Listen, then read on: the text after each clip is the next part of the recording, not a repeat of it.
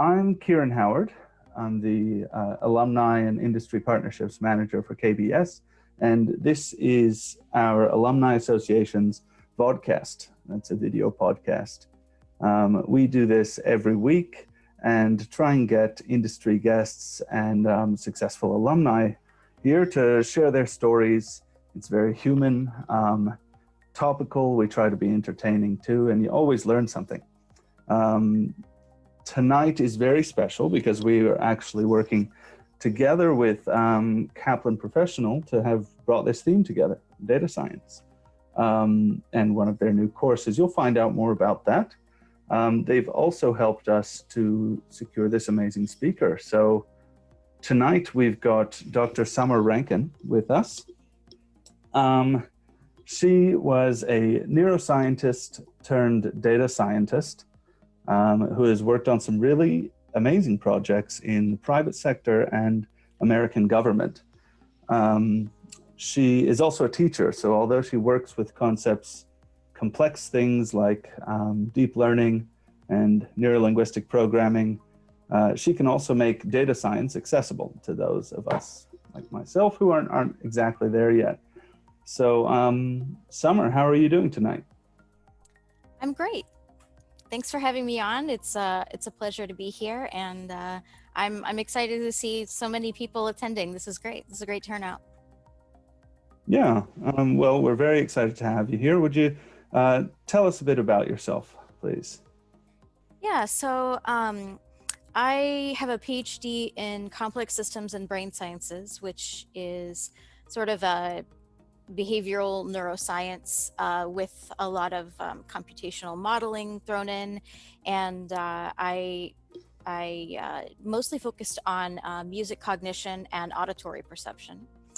And I came into that because I actually have been a musician my whole life, and started out going to music school when I was in undergrad, and sort of switched over to being really interested in being able to study how music affects people's behavior. And then, in turn, how does the brain, how do we process sound and music in the brain? So I used to do really fun stuff like take jazz musicians and put them in the fMRI and have them improvise on a tiny keyboard, which was really fun. And we did that at Johns Hopkins, which is where I did my postdoctoral study. And then, I got to the point where my, postdoctoral things were ending, and that was when I started doing data science. And so I'm at Booz Hamilton currently as a lead data scientist, and I have been here for 2 years. I just recently moved to Hawaii in February, and that's where Honolulu. So I'm located there now. It's very exciting and beautiful here, so it's fun. And I'm ready to take your next question. Summer, could you explain for those of us what is data science? Of course. So data science, it's a lot of things. They kind of talk about how, at least when I was at Metis, this is where I learned it, but a lot of other people say this as well. It's sort of the intersection between data analytics and statistics and data visualization, among other things, but those are sort of like the broad ones. So, you want somebody who has a foundation in both programming of some kind, as well as mathematics, some sort of specific statistics and calculus.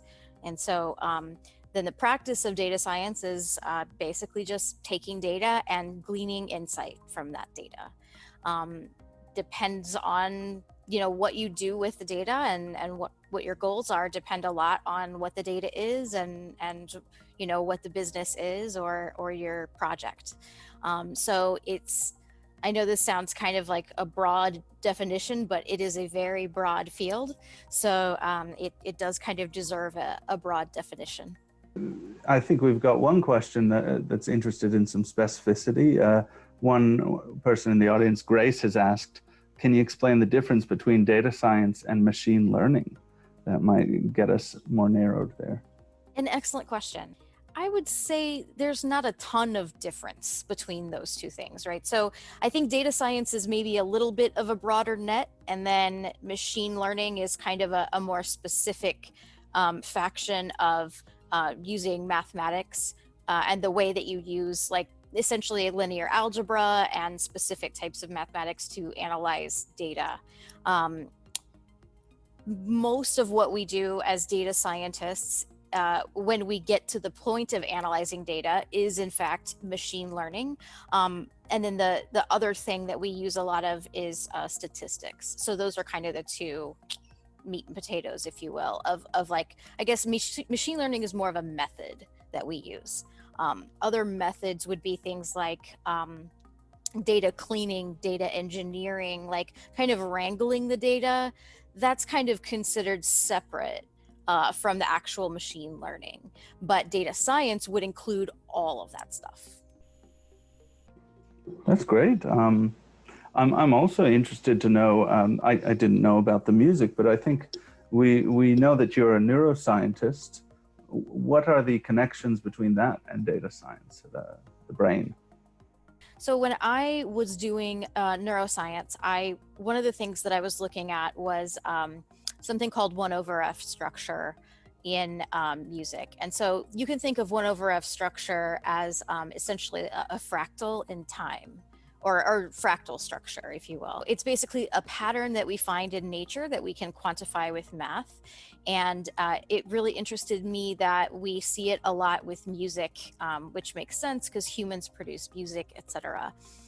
And I really enjoyed analyzing data and designing experiments and, coming up with methods and really digging deep into these things like this 1/f analysis and creating data, creating synthetic data sets, et cetera. And once I finished doing my postdoc, it was time to sort of like, move to the next step in academia and be a principal investigator.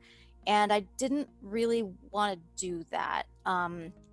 Because it's a very different job from being a postdoctoral fellow or a grad student, in that it kind of moves you further away from actually sort of getting your hands dirty and working with the data.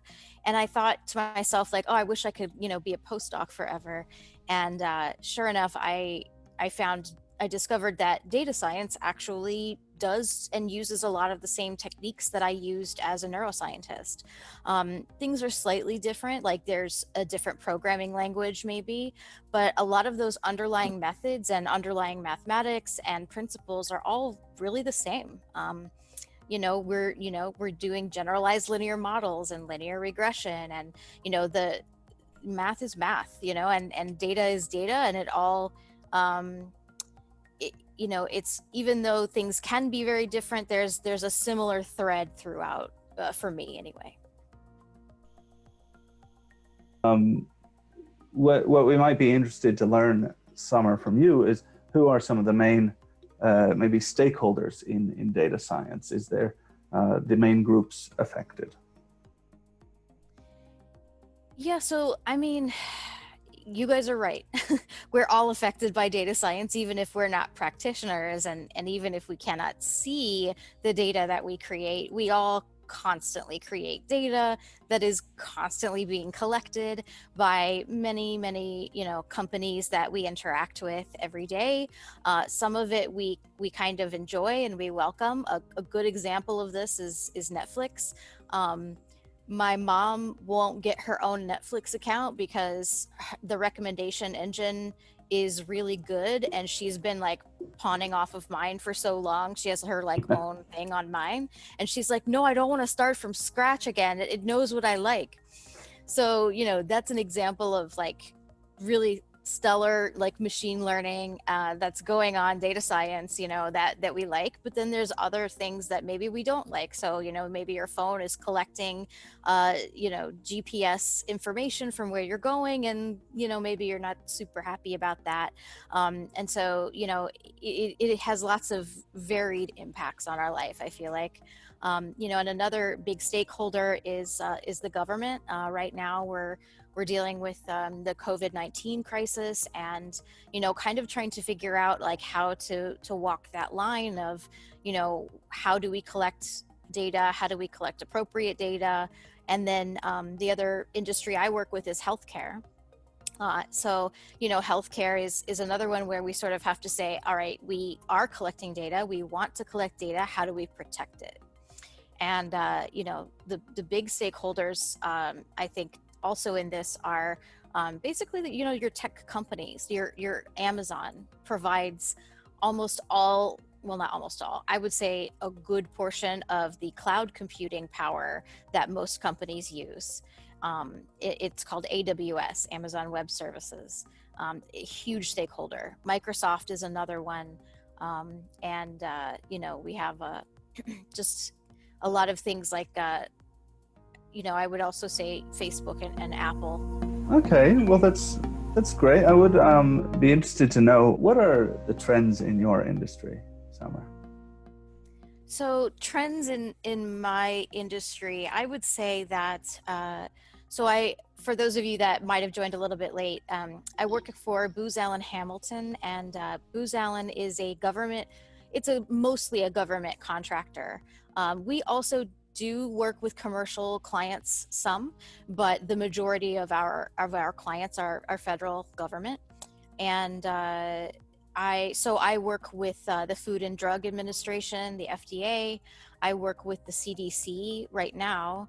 I'm actually on part of the COVID-19 response effort. I'm not like a official task force member, but I am working sort of behind the scenes and helping to wrangle data, and it's very exciting. So I've also worked with the Department of Defense as well. And so those are kind of, so I mentioned this because that's kind of the lens that I kind of am seeing all of this through, which is going to be a little bit different from someone maybe who, works at Google.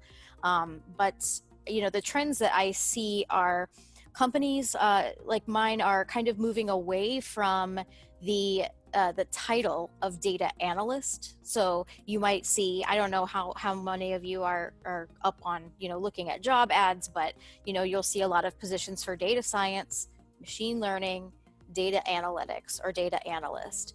And that was one of my big questions when I got into it. I'm like, well, what's the difference? And the answer to that is it's different for every company. But what I see is a trend away from the other sort of titles and a trend towards either hiring or calling people data scientists, regardless of, whether maybe they're actually doing more statistics, or maybe they used to be called a statistician, or they used to be called a data analyst. So that's one trend that I see. Another trend that I see is trying to upskill people in this skill set, right? So if you are not a data scientist, not only do we want to give you that title, we also want to give you the training that you're going to need to have that title. Obviously, that's important. And so they are looking to both hire outside of the company, but also promote from within.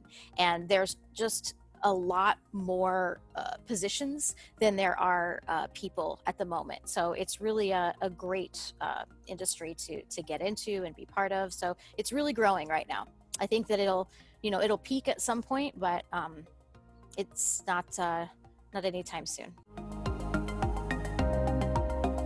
We haven't had anybody say that there are going to be less data science jobs over the next 5 years. And you've said, Summer, that it may hit a peak, of course, but I think it's safe to say it's growing. So one of the audience questions is really perfect here. How do you become a data scientist? So this is a great question.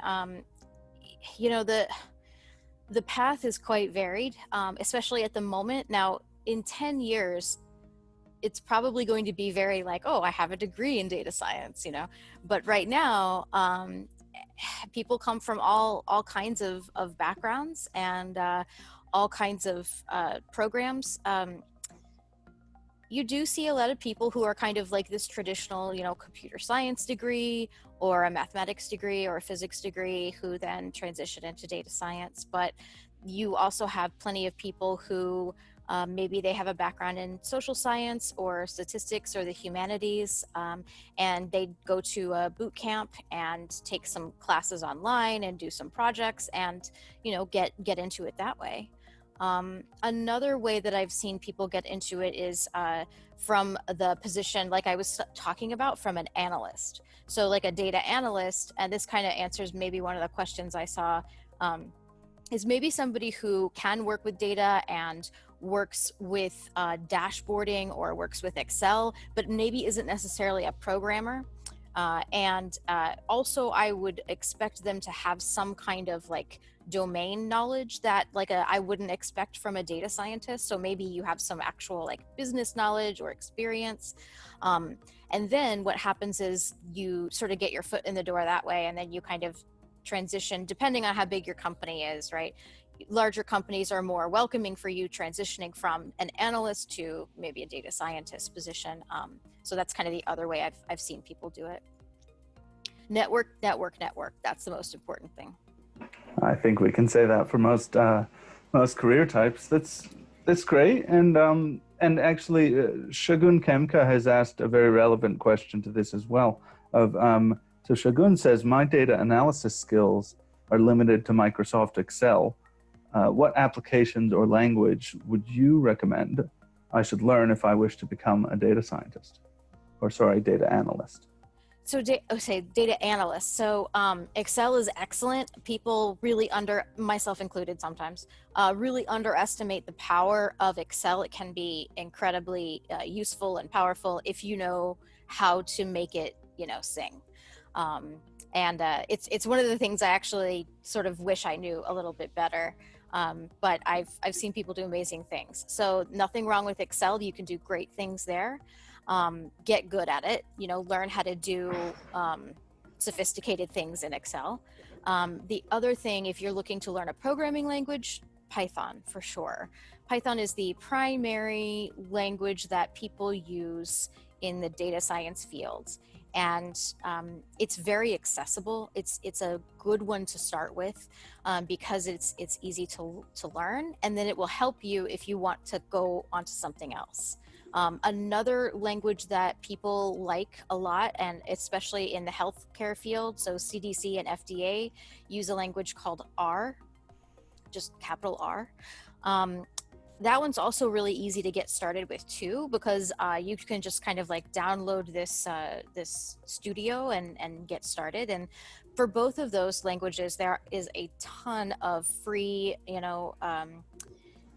sort of maybe not super polished, but free YouTube videos and things online, and lots of various boot camps as well for you to kind of learn those things.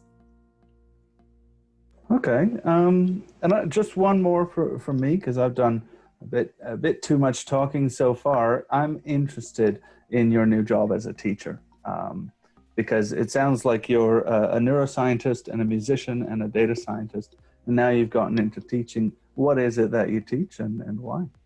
So teaching is interesting. It's like a thread that's been pretty consistent throughout my life, and was one of the things that I really missed when I was a postdoc, because they don't let postdoctoral fellows teach. And so I actually taught at an early college for a couple of years in Baltimore, where I lived previously.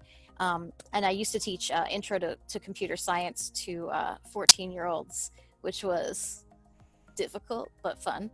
And now I am doing some teaching for Metis, which is actually a partner or a subsidiary, I don't know the right word, of Kaplan. And they have an online intro to Python and math for beginners Python and math course. And so I'm going to be teaching that. It lasts for, I believe it's a 6-week course, 2 times a week, and it's all online. And so, I give you homework and you go through, we do Python, we do some linear algebra, we go through calculus, and then we go through some statistics. And I'm really excited about it because, I enjoy making data science accessible, and it's a good one for that. It's, you don't need any background for it. You don't really even need programming background. We're going to kind of get you in from the beginning, and it's a good way to kind of explore whether or not you think, hey, is data science really for me? Do I think I can hack it? Is it something I'm even gonna like? And this is a good way to kind of get your feet wet if you're interested. Okay, that's wonderful. I'm going to go ahead and finish up my questions with this link that I just posted into the chat group. That is, I actually found out about Summer, Dr. Rankin, because this is a class that you can take with her, which is a pretty wonderful opportunity. And so I just recommend for anybody considering that, for anybody who is considering learning more about data science, and even those of you who have come out and said that you're perhaps a bit more advanced in the field, I still definitely recommend that you look into these and contact us. You can also, of course, always contact alumni at kbs.edu.au, and we can be helpful too. But yeah, now we'll open up the forum if you'd like.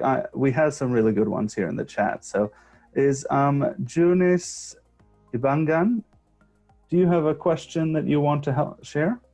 Summer, nice to meet you. Basically, so we tackle the difference between data science and machine learning. But what is the difference between like machine learning and deep learning? Because deep learning is another like term in the past couple of years that are quite booming. Mm-hmm. So excellent question.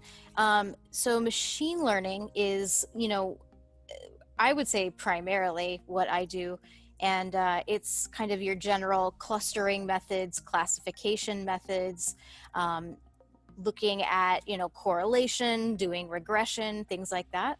Whereas deep learning is built on neural networks, and it's, like an entire, series of nodes and connections.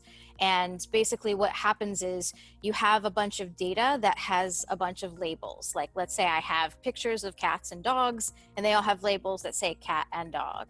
And then I basically take those pictures and I put them into my neural network. And then the neural network is going to essentially learn the differences between those two categories based on, looking at the labels I gave them. And then when I give it something new that doesn't have a label, it's going to have learned, if you will, based on, because of these connected neural networks that we've set up, it's going to learn those differences and be able to tell me, is this a cat or a dog? And the real key for deep learning is having one labeled data and having two, a lot of it. Because if you can imagine, it's not a human, even though we call it a neural network. It's not a human. It takes it. So I can tell a child, this is a cat, this is a dog, and it might get it wrong 2 more times until it figures it out. But that neural network is going to need like 500,000 images at least to really kind of learn the differences, etc. So that's kind of my high-level hand-wavy explanation of deep learning. Yeah, so the deep comes from you have these different layers of neural networks, and when you have more than one, what's called a hidden layer, it's considered a deep neural net or deep learning, if you will. Thanks. What about Grace? She has a few questions on here. They're good ones. So actually, just in that last phrase that you just said, that you have this hidden layer, can you explain what this hidden layer means? So yeah, without getting too much in the weeds, basically a hidden layer is a layer within your neural network that where it's essentially assigning weights and making decisions, if you will, but you cannot get at that layer. which is kind of why they call it hidden.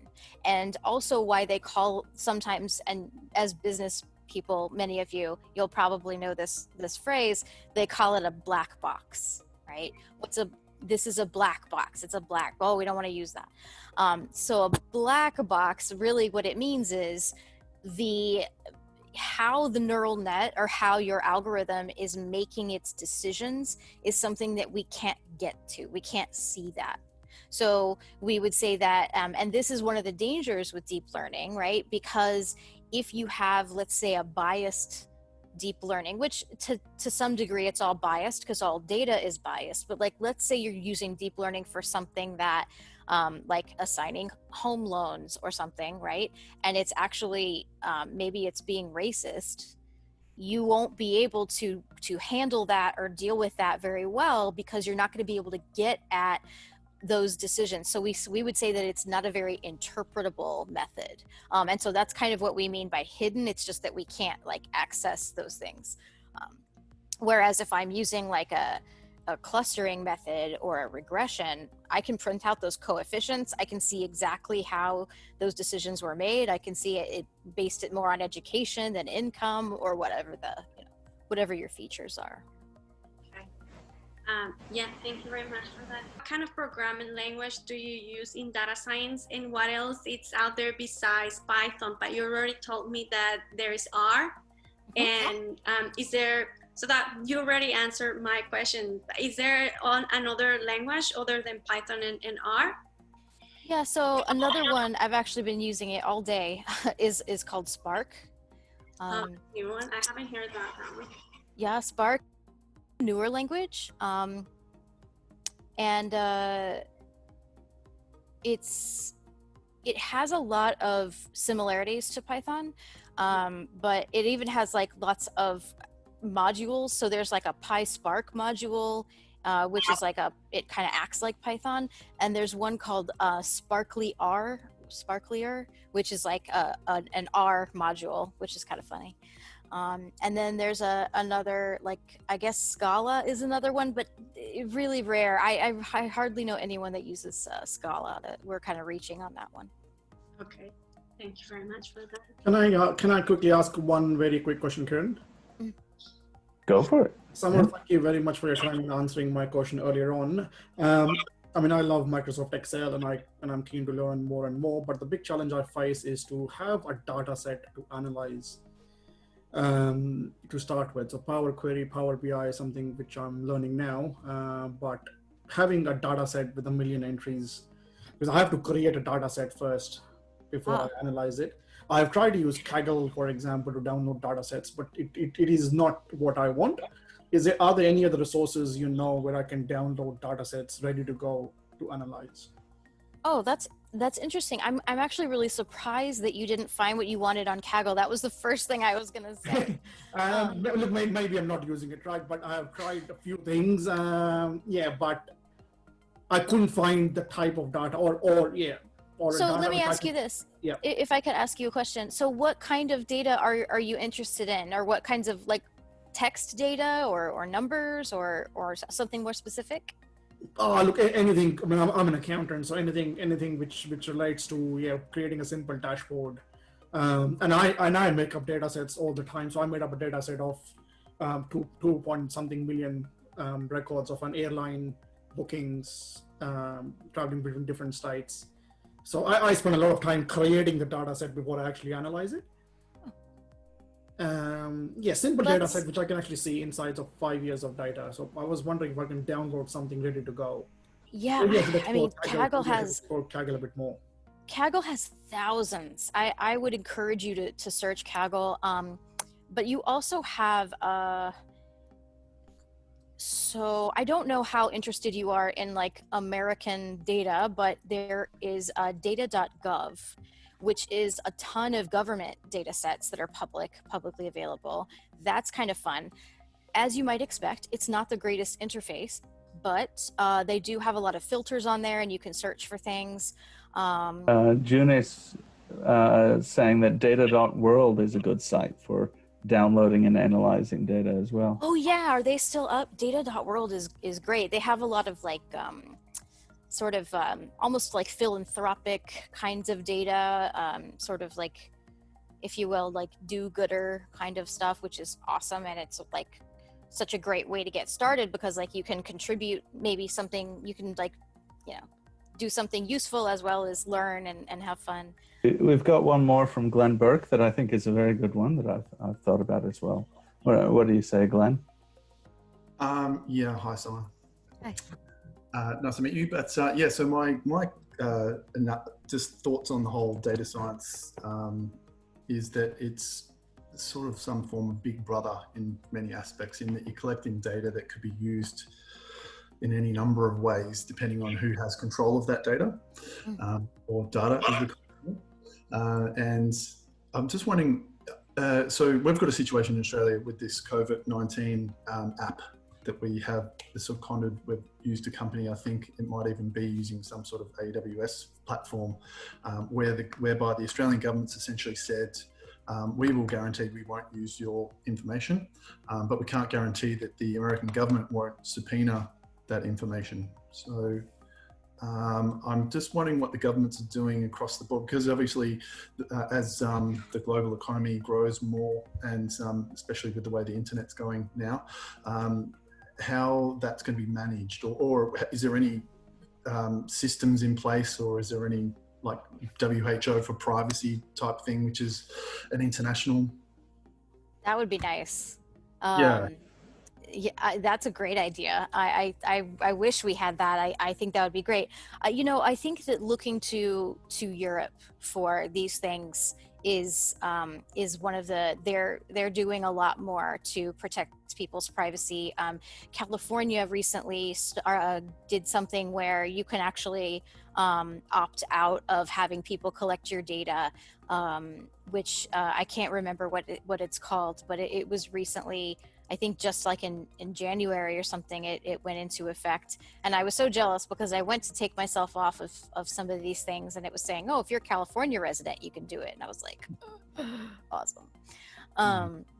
But so in Europe, they have the, I believe it's the GDPR, is that right? Where they're sort of saying like, you have the right to be forgotten. And so I would say like Europe is a lot more ahead on protecting privacy and thinking about things, and actually doing something at the federal sort of government level to protect people. Unfortunately, there's not as much going on in America in terms of privacy. You know, it's a political thing, really. It's, you know, there's a lot of large tech industry that don't want to be regulated, kind of. And so they kind of see like the privacy issue as regulation, I guess. But I'm certainly no politician, and I certainly can't speak for the government. But I will say that I worry more about the industry tools than I do the government ones. But you know, that's like me as a person, not me as like a representative of any company or anything. You know, I agree that it's concerning, and it's something we should all be thinking about, and that it can be used for good. Like with COVID-19, it was really helpful in places like South Korea, but you know, in the hands of somebody that wants to do some harm, it can be, I think it could be harmful. So it's certainly a very good question. Excellent, thank you. All right, well, and I think unless there's anybody else, we might wrap it up there, because I know that it's very late in Oahu, Hawaii. So thank you very much, Summer, for joining us. I wanted to thank everybody, and also invite you, if you enjoyed this sort of vodcast, you can join our LinkedIn group there. That's the KBS Alumni Association LinkedIn group, but it is open to everybody here. And you'll see what we've got going on in the future. All right, good night, everybody. You have a wonderful time, and hopefully see you next week too.